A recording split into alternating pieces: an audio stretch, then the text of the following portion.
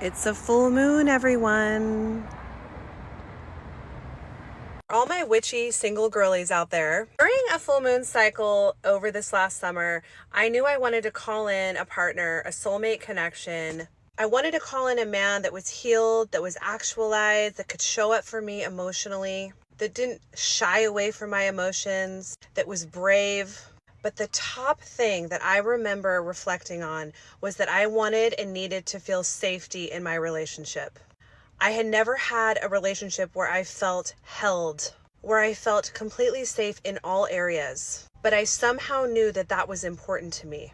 And so I did an entire full moon ceremony where I wrote out a letter to my love. And although I didn't know him yet, I wrote it as if I was speaking to somebody that was already in my life. And I thanked him for the love, support, and paramount safety that he provided for me. And then I burned it. And I forgot about it and lived my beautifully single life. And not even a couple months later, I called in the perfect partner for me. And wouldn't you know, this man is so safe. And this is what I mean by that. I mean, he's in law enforcement, just as a bottom line. So his entire job is to protect. But he has an innate desire, a driving force within him to protect me in all ways. And I have talked about before the fact that I am a feminist, independent woman. I would have never looked to a man to protect me. I thought I was perfectly capable of doing so myself. But I've talked about some of the little things that he started doing early on that showed me physical protection.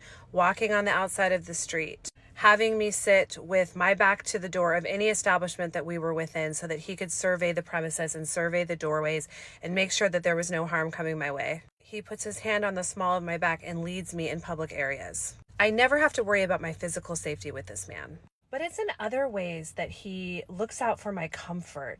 He's always asking how I'm feeling temperature-wise. Do I need a hoodie? He'll go and get me blankets when I'm at his house and wrap them around my legs and make sure that I'm warm. He wants to make sure that my Stanley is full of water. These are all things that he does to look out for my comfort level, for my feeling of safety in any environment. He wants me to feel comforted. But the most important way that he shows me that he cares about my safety and he prioritizes it is he prioritizes the safety of my emotional well-being. He wants to talk about anything, and he completely is an open book when it comes to any topic I want to bring up.